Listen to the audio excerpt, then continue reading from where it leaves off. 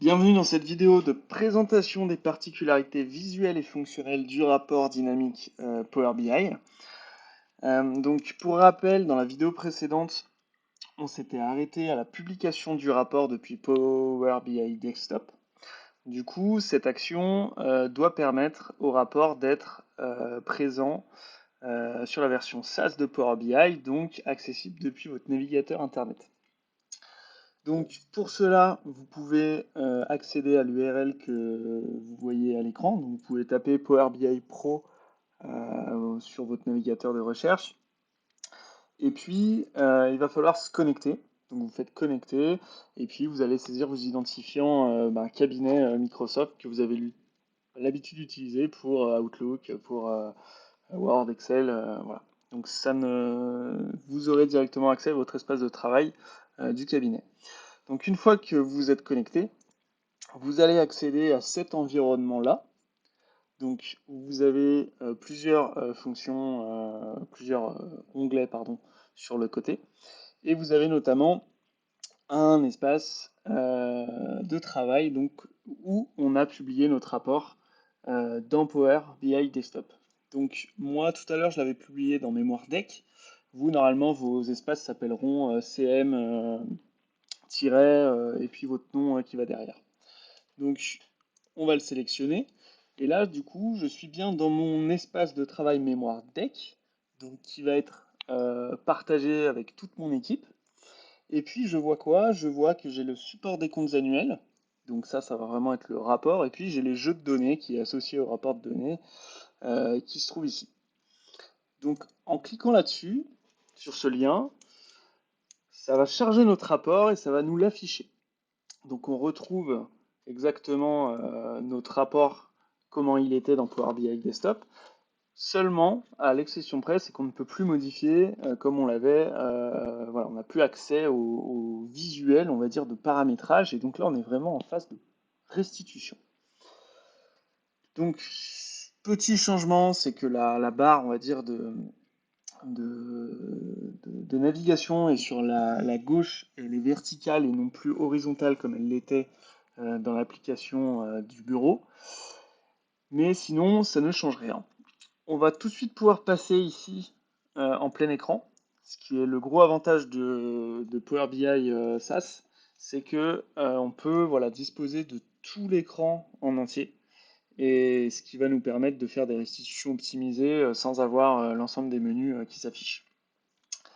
Vous avez également un volet de filtre, alors qui va vous permettre tout de suite, si vous l'avez déjà pas fait dans Power BI Desktop, de choisir là ou les sociétés que vous voulez analyser. Donc ça, c'est directement en lien avec votre dossier. Vous avez généré toute votre base client.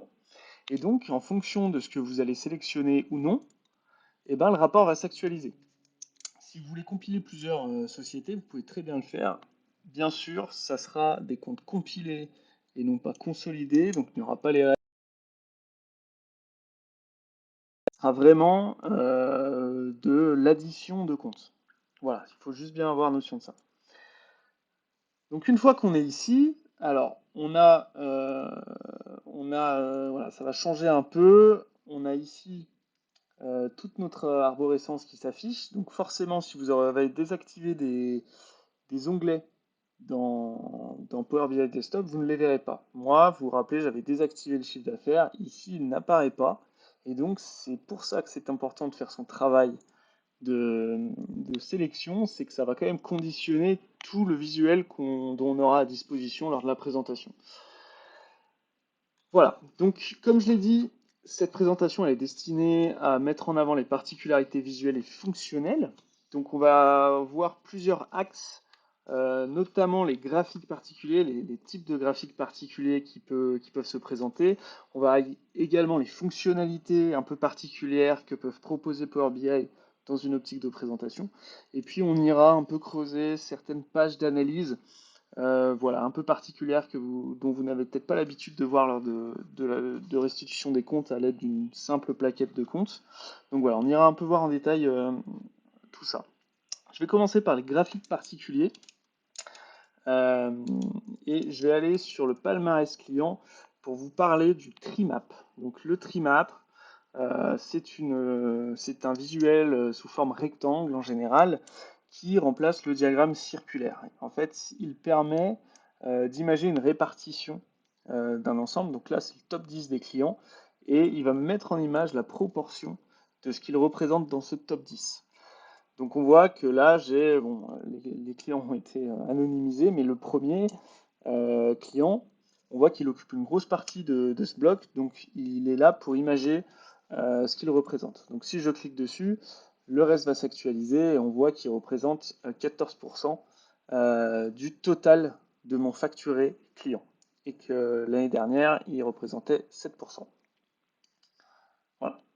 Donc là, c'était juste pour vous mettre un peu en lumière ce tree map. Il a été souvent préféré au diagramme circulaire qui est beaucoup plus difficile à appréhender des fois dans ses proportions ou quand il y a beaucoup de valeurs. On n'a plus vraiment notion, notre œil n'a plus vraiment notion des différents secteurs et on n'arrive plus à faire la distinction et le visuel se charge beaucoup plus facilement. Voilà.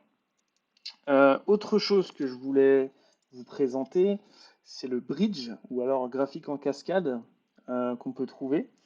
Donc ce graphique, il a beaucoup été utilisé dans ce rapport pour vous illustrer des évolutions, ou des variations. Donc souvent, ici par exemple, donc un graphique en cascade, c'est quoi? C'est qu'on a une valeur de départ, une valeur finale, et puis on a des valeurs qui soit vont venir augmenter notre valeur initiale, soit venir la diminuer, et le cumul de ces variations en plus et en moins vont reconstituer notre variation entre les deux valeurs.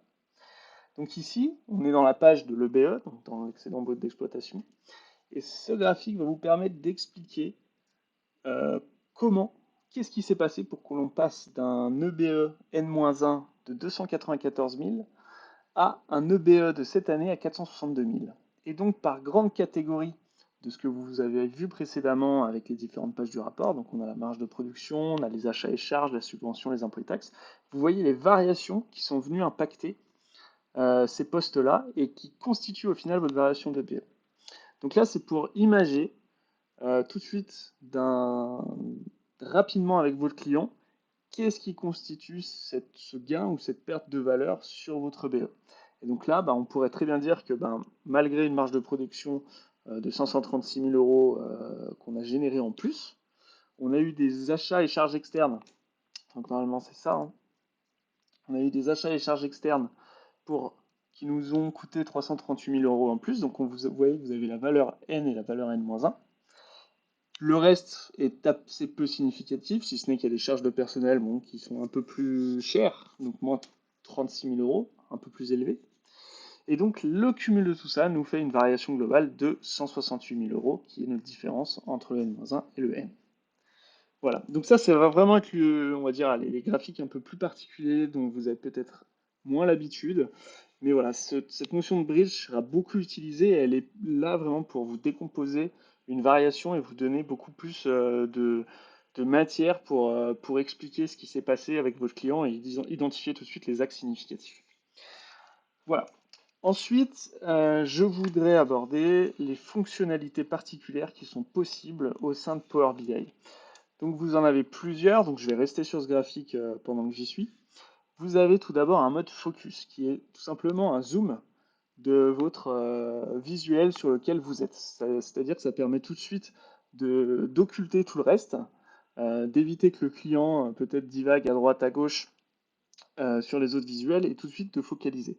Ça vous permet également de beaucoup mieux afficher les libellés en fonction de leur longueur. Des fois, vu qu'on affiche quand même beaucoup de visuels à l'écran, ils peuvent être un peu réduits. Donc là, ça vous permet tout de suite d'avoir un, un- un écran plein et de pouvoir mener votre analyse là-dessus. Donc là, c'est vraiment à vous de guider la réunion là-dedans et d'orienter sur les points auxquels il faut aller. Bien sûr qu'il ne faut pas ouvrir tous les visuels un par un. C'est à vous de déterminer lesquels sont les plus pertinents et lesquels méritent une analyse. Ensuite, nous allons avoir les filtres. Nous avons des filtres.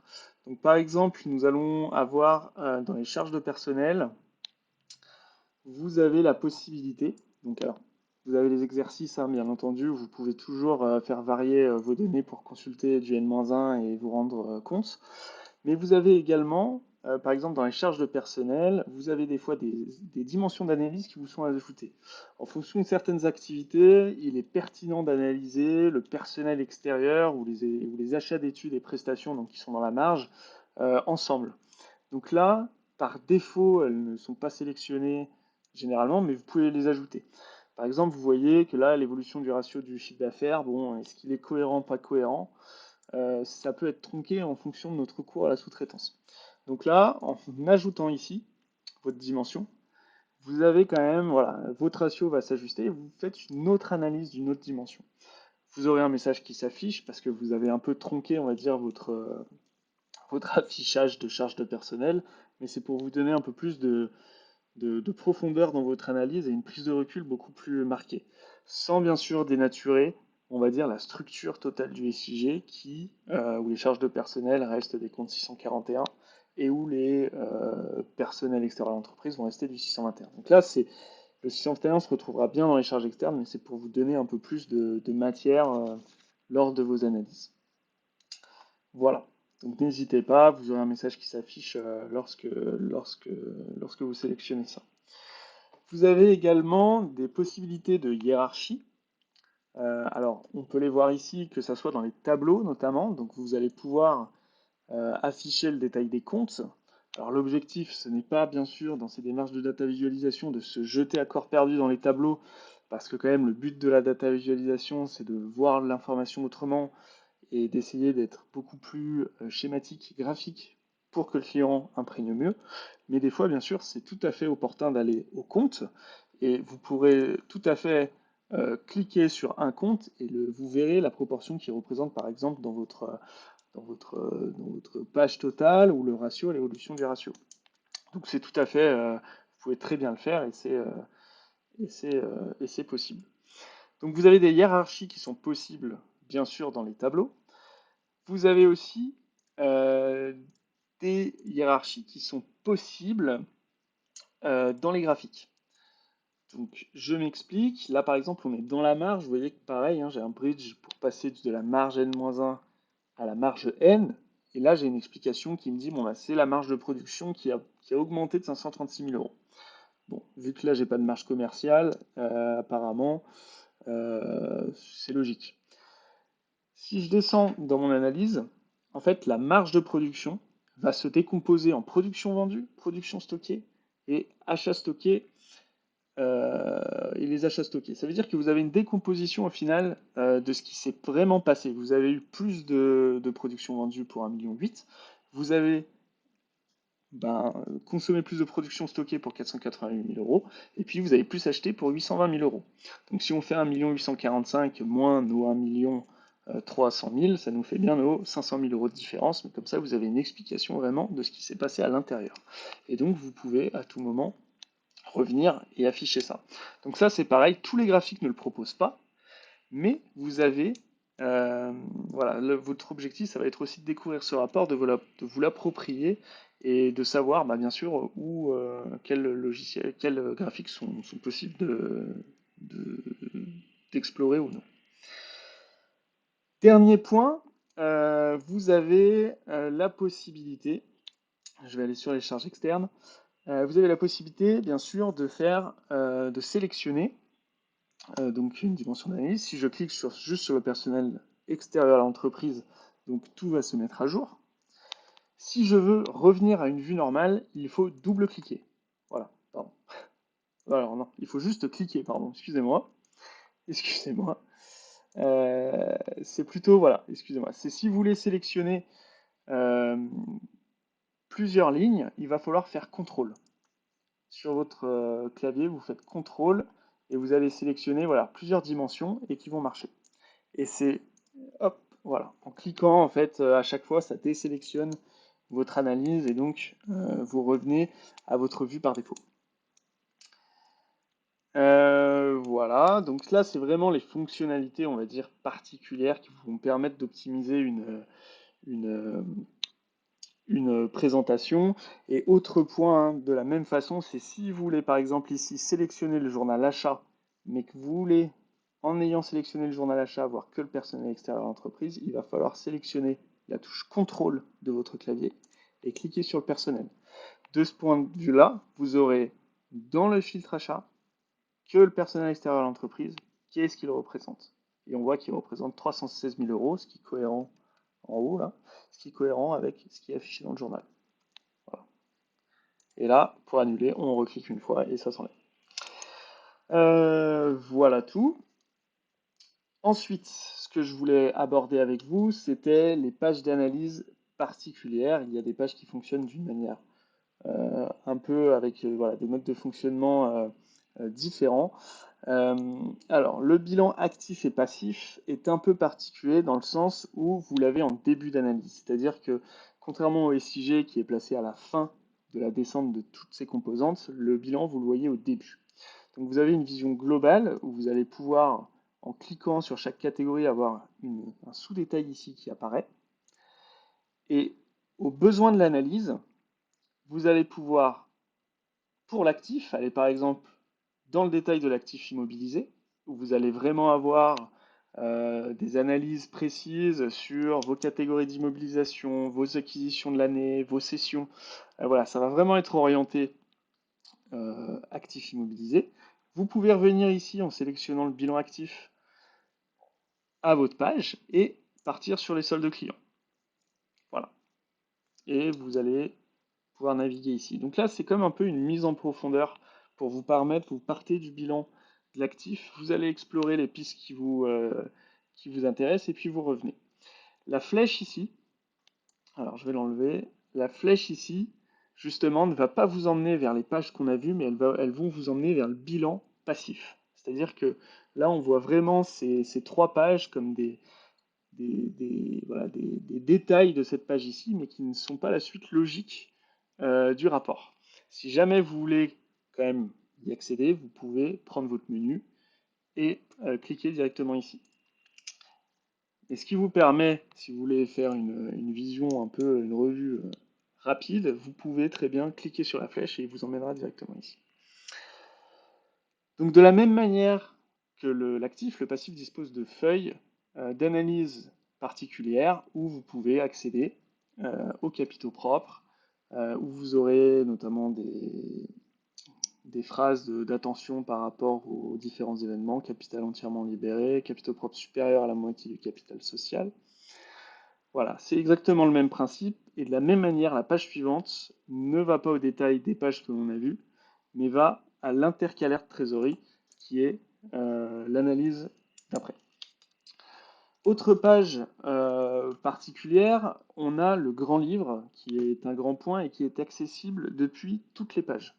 Depuis toutes les pages, vous avez cet onglet grand livre, où vous pouvez cliquer, et vous arrivez à un détail à l'écriture qui vous permet de rechercher, voilà, si un client par exemple vous demande il y a quoi dans ce compte, la fameuse question qui nous embête quand on a nos états PDF et qui nous oblige d'ouvrir la compta, ici vous pouvez en un clic directement accéder et vous allez soit pouvoir rechercher directement dans le libellé, soit filtrer au préalable par le compte. Je ne sais pas, par exemple, si il vous a posé une question dans le compte 622 6 au hasard les honoraires comptables, vous allez pouvoir ici voir tout de suite ce qui s'est passé.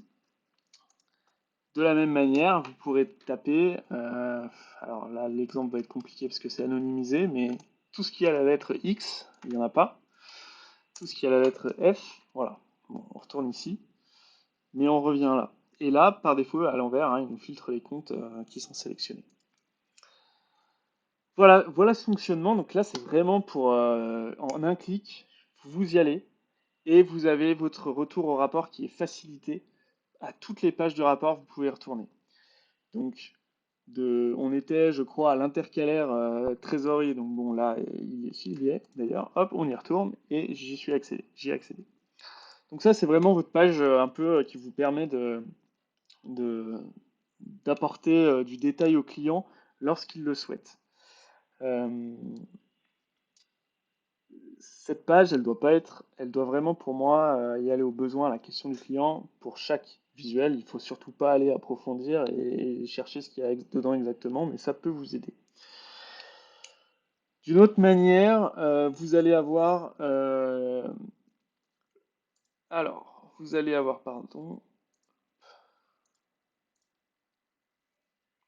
le résultat fiscal,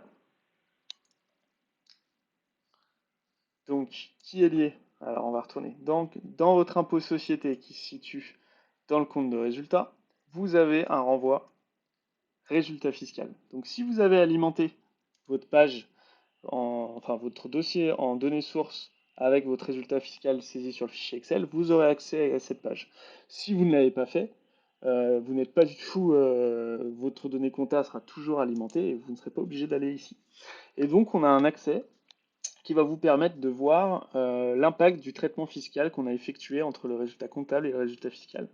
Donc on voit que là j'ai eu des déductions diverses pour 174 000 euros, des dépenses somptuaires pour 42 000, un peu d'amende et pénalité pour, bon bah c'est non significatif, et des réintégrations diverses.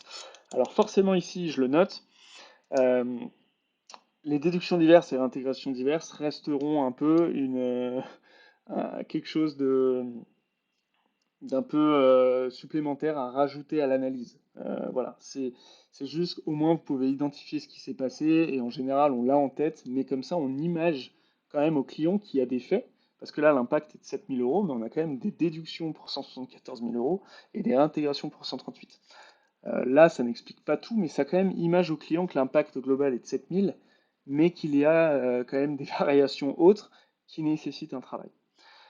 Vous avez un taux d'imposition qui est calculé par rapport à l'impôt. Et puis vous avez votre solde qui apparaît ici. Alors, il y a des choses qui sont en commun avec la feuille impôt société comptable, hein, comme le solde ici. Mais voilà, ça rajoute un peu de choses. Je trouve que c'est bien de passer, de prendre ce temps-là pour quand même sensibiliser le client au fait que c'est un vrai travail et que des fois c'est voilà, c'est pas si simple. De la même manière, nous allons avoir une feuille Papers. Donc je vous en avais parlé dans la vidéo précédente. Donc je vous ai mis un message ici pour pas que vous soyez surpris une fois que vous êtes dans le rapport, c'est que pour alimenter cette page, il faut qu'on soit dans Power BI Desktop. C'est-à-dire que pour faire une recherche d'une société, il faut le prévoir avant. Ce qui est, je vous le conseille, un peu un frein pour l'instant. C'est vraiment, voilà, on est vraiment sur le développement de ces API, il va y en avoir de plus en plus. Donc voilà, c'est quand même pour initier cette démarche, pour montrer aux clients qu'on est capable de faire des choses comme ça. Mais ça, vous pouvez très bien vous renseigner auprès de votre client, vous connaissez un peu ses concurrents, voilà, vous pouvez très bien anticiper la chose. Et donc pour rechercher sur Power BI Desktop, je vais vous montrer la manipulation en y retournant. Quand vous êtes dans l'application Bureau, vous allez faire Accueil, transformer les données, modifier les paramètres, et là, vous cherchez la raison sociale de la société dont vous voulez analyser les comptes. Donc, vous essayez de ne pas faire de faute. Vous la téléchargez, vous faites OK. Vous allez,